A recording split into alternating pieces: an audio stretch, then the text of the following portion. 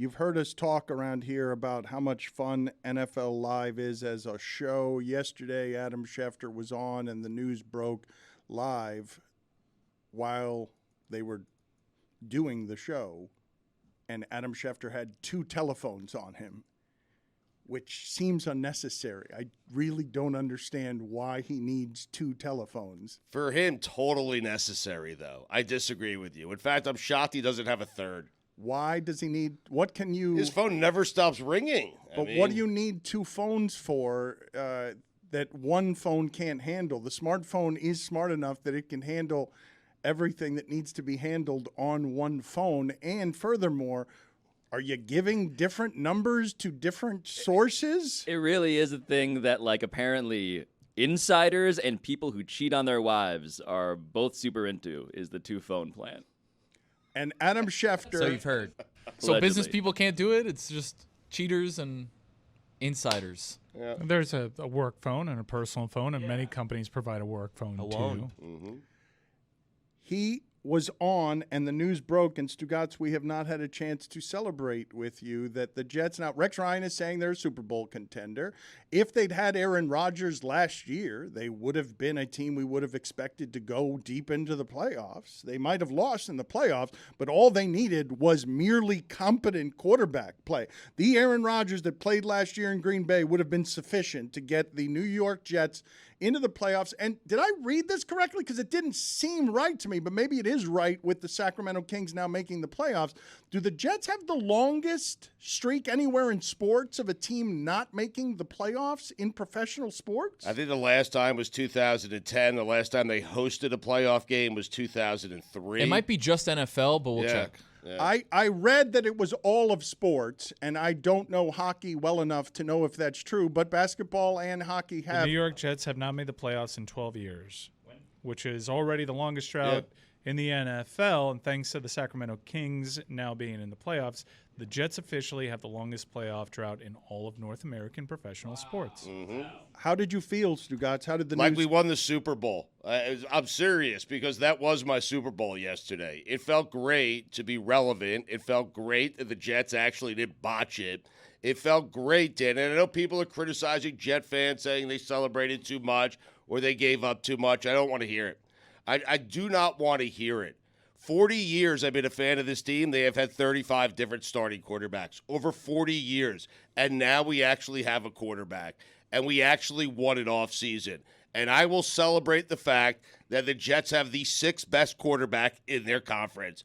I will celebrate that, maybe 7th, depending on where Lamar Jackson goes, perhaps 8th if Tua is healthy. But I am going to celebrate having a top 8 quarterback in the conference because it means I have a chance of making the playoffs. It does every single year. It's only going to be 2, perhaps 3, but every single year for the next couple of years, I have a chance of hoisting a Lombardi trophy. God, I hope it fails. You know how sometimes you say in sports, like coaches will say, like, you never want to do the thing that your opponent wants you to do. If your opponent is celebrating your decision, that's a bad decision. This is also very much the story of Aaron Rodgers going to the Jets. You want this. So does everyone who hates the Jets. And maybe that's a little worrisome. Right. We'll find out together. Classic Barnes opening. You know what the worst is, though, that I've heard a couple Jets fans, maybe my father-in-law is one of them, the we gave up too much crew. It's like I you hate don't that. care about these draft picks. Like Right. some second-round pick that it might bust, might be good.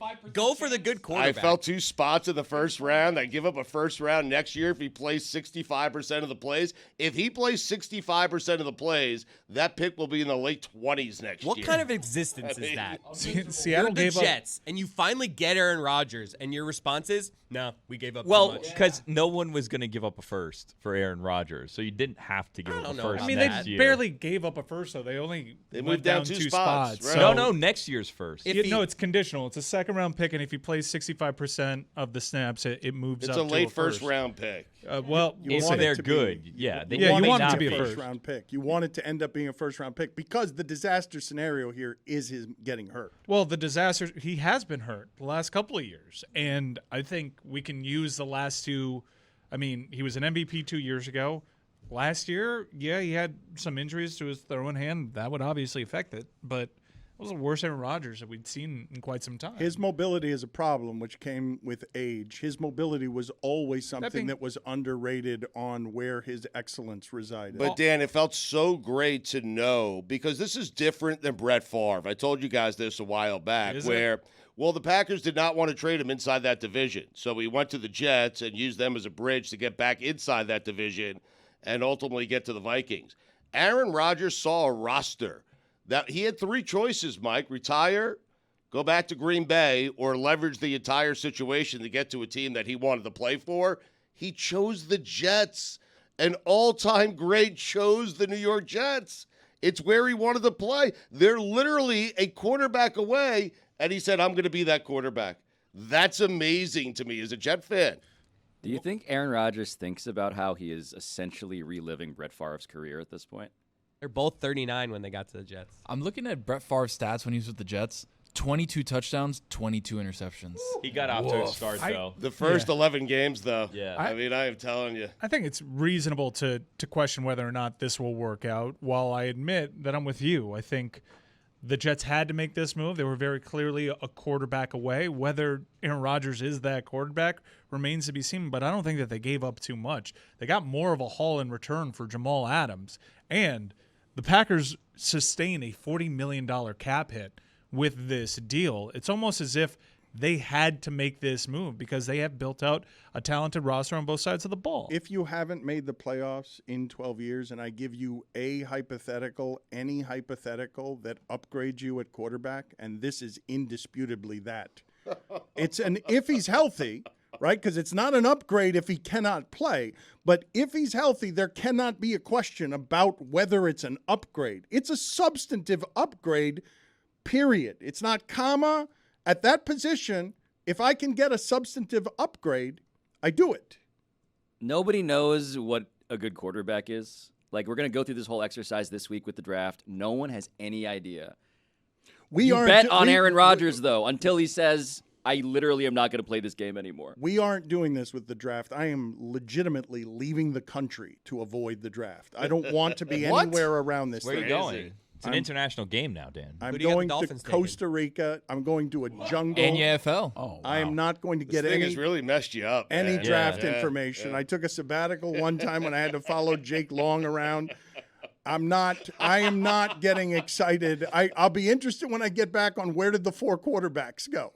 And that's about the only thing. We'll keep you updated on Anthony Richardson. I know you're interested in You want to him. start a thread, like a draft No, thread draft that we Oh, can thread. I update? love a good text. thread. Yeah. Pablo, you want in? Yeah. Let's yeah, just add me. update Dan pick by pick, and just in case he can't see it there. Do they cover it in Costa Rica? We got you covered. Will Don. Levis Right. has gone from 50 to 1 to be drafted number 1 overall to 4 to 1. Wow. Crazy. Yeah. based on It was a Reddit post from a family member. Yeah. Oh, wow. Oh, man. that's what we're doing. Greg Cody couldn't be here today, incidentally, because he was evidently surprised that the draft was at this time. Chris Cody has accused him of cramming for a draft exam. He's listening to podcasts all over the place because he's very proud of the fact that over the last couple of years he has had more exactos than Mel Kiper and Todd McShay, a correct player going to correct team. But just so you know, I hate to be the person who undercuts my friend here. He's basically getting his information from talking to no one and stealing information from all other places where people are talking to people. I feel like they all do that, right? I mean, a couple of them are informed. A lot of these draft prognosticators, come on, what are Yeah. they doing here? Well, They're and- guessing. They're all just pulling it out of their. In Greg's defense, I think he was ready to come today, but then the Rodgers thing breaks, and then, you're switching picks. That throws a wrench Changes in the whole everything. thing. Exactly right. Yeah. I love. He was texting me yesterday, like I got to get everything in by Wednesday. Yeah. I have no time tomorrow. I'm like, the draft's been coming for months. But now, things are and changing day to day, minute by minute in the NFL draft season. You know what I mean? revisions, It's different revisions. Well, it's lying season, as they say, so you never know. By the way, I'd just like to say this. We haven't addressed it. We spoke to Bryce Young for God Bless Football. That's going to come out probably tomorrow. Yeah. Yes. Probably the number Yeah. one pick in the draft. Can I give you a quick spoiler? Is he, though, according to... Well, it changes minute We're by not minute. certain. We're At the not time, certain. at the Put that on time he Reddit. was. For the but yeah. purposes of promoting this. Exactly. Yeah. Minute Right. to minute, it Yeah. changes. Right. I will say this, just a quick little spoiler on that situation, because we taped that already. He was very excited to meet Stugotz. He was. Very excited. Said that Yeah. he grew up listening to Stugotz. He said that when he was in LA, he remembered Stugotz, and it led us to wonder if he confused Stugotz with someone else because we were on in LA for about 6 minutes. And do you have a way answer. you'd bet on this, whether he does indeed know who Stugotz But it is? feels like it's possible that Bryce Young is now the Stugotz of No, NFL rookies. he legitimately, like, when he saw Says his it's all the face. hosts. No, when he saw He his says it to everybody, Billy. No, he joined. His face He was lit up. excited, He goes, Papa. "Oh my god, I'm so excited to talk to you. I remember listening to you growing up, seeing you in LA, and I was like, oh, I'm not in LA very long." Could have been Sedano. I mean, Yeah, it could have been. Yeah. You do sound like Petros Papadakis after a heater. Bobby. I don't think anyone calls him that. Everyone does. Not a person. He's, No, not a he's single Greek. person. He's not Hispanic. It's The not. Greek freak. Did you try to parlay him saying that into anything? I don't remember. I don't recall. It's- I was so excited that he knew who I was, but I wasn't certain if he knew who I was. It was a weird feeling, you know? Your father, Chris Cody, I understand how Repping this happens because he's such a rookie to the draft game. He's been doing it for 30 years, And and he's he's still technically cramming for the final. he's technically the only person keeping track of exactos, though. So that's why he leads in them. It's what it's all about. Yeah, I mean, the old exacto. Zagacki. Stugotz can be excited, but we're all assuming that this is going to end in heartbreak for the Jets somehow. That's why it's perfect, because it's like Jets fans can be happy, but everybody else can look and be like, nah, this ain't gonna work. I told Stugotz, like, I don't want this to happen for you because I know this is going to end poorly for you, and you're going to be so much more devastated if it actually happens, you know? He hopes every year, and the dangerous thing here, and I know a lot of people who live their lives this way, if I just reduce my expectations, I reduce the risk of disappointment. Now the Jets have expectations for the first time since when? Is it for the first time since Favre? Because those Rex Ryan, Mark Sanchez teams were a surprise. The first year was a surprise. The second year, the Jets were really, really good. The second time, they made it to the AFC Championship game. So But I would say since then. They may have been very good, Stugotz, but those were 9-7 and 10-6 teams, and generally in that sport, those teams you have questions about. They were not overwhelming. When's the last time? It had to be Favre.